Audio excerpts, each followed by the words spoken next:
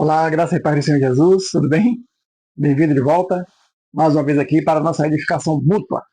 Irmão André Carvalho com você, e vamos falar hoje sobre a parábola dos dois servos, a continuação do sermão de Jesus, o sermão profético. Está em Mateus 24, 45 ao 51. Vamos ver. Quem é, pois, o servo fiel e prudente, que o Senhor constituiu sobre a sua casa para dar o sustento a seu tempo? Bem-aventurado aquele servo que o Senhor, quando vier, achar servindo assim. Em verdade vos digo que o porá sobre todos os seus bens.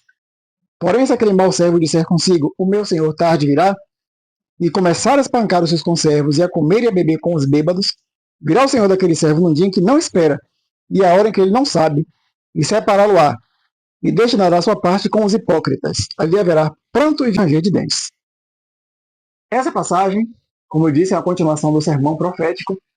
O que Jesus mais chama atenção aqui é a necessidade de vigilância, nesse capítulo 24, e sempre apontando para os tempos do fim. Esse sermão de Jesus é um sermão de natureza escatológica, ou seja, de fala das últimas coisas, os últimos acontecimentos, e tem aqui uma advertência destinada para líderes constituídos e líderes em potencial. Quando eu lia antigamente, isso já tem anos, eu pensava que era uma parábola para todo mundo. Mas quando você presta atenção no texto, percebe que Jesus ele tinha um público-alvo bem definido. Não só os 12, mas outros discípulos que também eram líderes em potencial. Ainda não tinham assumido nada, não tinham assumido nenhuma função ou uma dispensação, como diria Paulo. Dispensação tem a ver com aquilo que lhe é confiado, ou seja, um encargo, não necessariamente período de tempo, como a gente já ouviu muitas vezes, mas isso aí eu falo em outro momento. Ele fala para aqueles que têm uma dispensação, que têm um encargo. Primeiro que ele diz o seguinte, ó, quem é o servo fiel e prudente que o Senhor constituiu sobre a sua casa. Qual é a analogia que Jesus faz aqui? Jesus faz a analogia de um mordomo, alguém que é constituído pelo seu Senhor sobre a casa para administrar os bens, mas não só isso, mas também gerenciar tudo que está na casa, incluindo o alimento de pessoas que estão na casa. Ou seja, o cuidado do mordomo não é só com patrimônio, é também com pessoas. Jesus faz essa analogia e diz que bem-aventurado o servo quando o Senhor vier estar servindo assim. Anos atrás, eu ouvi e aprendi que Jesus estava falando para todos os cristãos, todo mundo, de forma indiscriminada, que todo mundo devia estar servindo ao Senhor. Mas a gente esquece de alguns detalhes do texto. Eles achar servindo assim. Assim como o servo fiel e prudente que o Senhor constituiu sobre a sua casa. Então, o que a gente entende existem pessoas com essa função de prover o alimento diário aos seus conservos e cuidar da casa. Hoje, muita gente fala em casa de Deus como sendo o prédio, não é? O edifício, o templo. Mas em Hebreus 3,6 nós aprendemos que a casa somos nós. Por isso, igreja não é templo, não é prédio. Eu vou continuar insistindo nisso. Já falei várias vezes em outros vídeos, vou continuar dizendo. As ocorrências da palavra igreja no Novo Testamento nunca se referem a um prédio. E igreja é sempre a reunião dos irmãos. E eu, como eu costumo dizer, igreja não é o prédio. A igreja é quem se reúne dentro do prédio. E aqui a casa não é a casa, uma administração do patrimônio da igreja, dos bens, sabe? Das coisas que têm que ser feitas na igreja, as atividades, as tarefas. Jesus não está concentrado nessa questão administrativa de cuidar das coisas. Aqui ele chama atenção para o alimento de pessoas, com servos que foram confiados a esse servo que deve ser fiel. Aí ele diz o seguinte, se esse servo for mau, negligente, começar a espancar os seus conservos, comer e beber com os beberrões, dizer que o Senhor vai demorar de chegar, se ele adotar essa postura de desleixo, se tornar até arrogante a ponto de sentir-se no direito de espancar os seus conservos porque foi colocado por Deus, não é? Quantos líderes hoje acabam assumindo uma postura arrogante por achar que Deus colocou ali e agora Deus assina embaixo de qualquer ato, qualquer palavra. Isso é um perigo, querido. Espancar os conservos não é literalmente e fisicamente. Muitos têm sido feridos, muitos têm sido machucados, espancados com palavras e com decisões de líderes que acharam que têm o direito de fazer isso, mas estão falhando naquilo que foi constituído. Foi constituído para dar o alimento diário aos seus conservos. E muitos têm falhado nisso.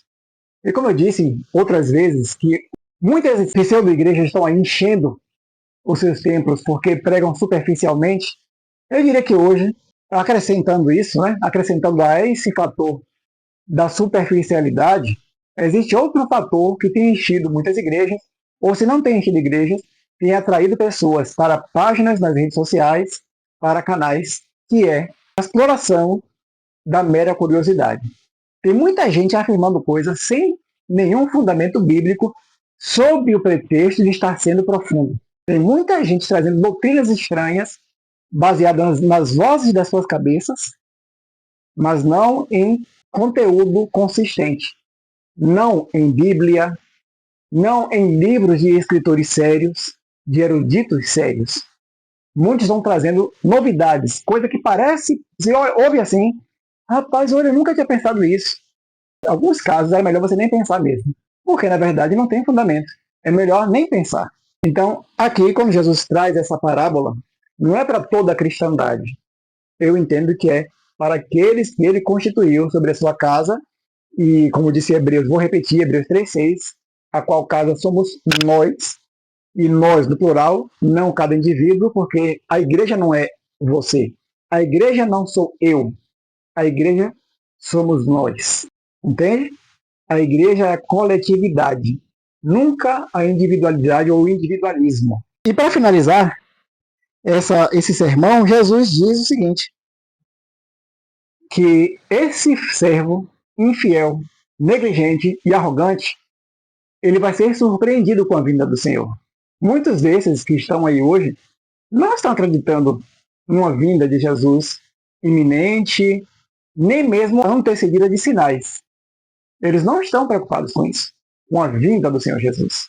Eles estão preocupados em construir os seus impérios, manter seus impérios, manter-se na crista da onda que tiver aí na internet, nas redes sociais. Ou seja, ele quer estar na mídia, ele quer ser falado, quer ser conhecido, mas não está preocupado com a vinda do seu Senhor, para quem vai ter que prestar contas. E nesses casos, Jesus diz que o Senhor virá no dia que ele não espera e na hora que ele não sabe, e separá-lo-á. Tem alguns que dizem que essa tradução separá-lo-á seria cortá-lo-á. Cortar de cortar mesmo. Cortar o pedaço, sabe? Dividir, cortar o meio. Há quem diga que esse separá-lo-á está nesse sentido. Se for, é pior do que a gente imagina. Mas se não for, ele vai separar esse mau servo daqueles que vão herdar a vida eterna. Ele vai ser separado. Sua parte será com os hipócritas e haverá choro e ranger de dentes. Não vai ser um final feliz.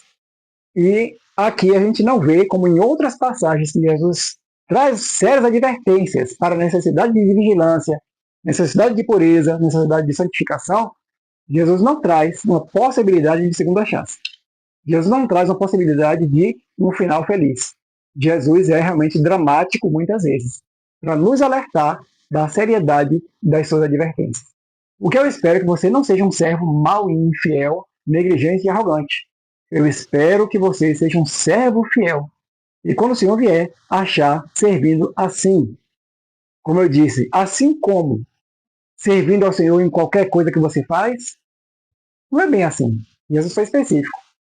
Servindo assim, dando o sustento àqueles que ele constituiu sobre a sua casa. Você foi constituído por Deus sobre a casa de Deus como um mordomo para cuidar, alimentar, suprir necessidades, ajudar pessoas, desenvolver pessoas, dar oportunidades para que elas cresçam. Você está com esse encargo de ser um mordomo que cuida da casa, mas não só de questões administrativas, mas o alimento de pessoas, então se esforce, se esmere, busque melhorar, não dê o trivial, não dê o superficial, mas busque se aprofundar nas riquezas da palavra de Deus e incentive as pessoas a buscar também de todo o coração. Porque a palavra deixa claro que quem busca, encontra.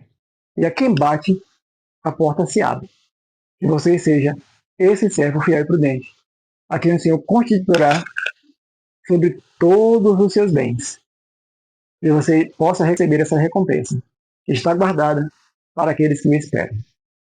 Que Deus te abençoe e até o próximo vídeo.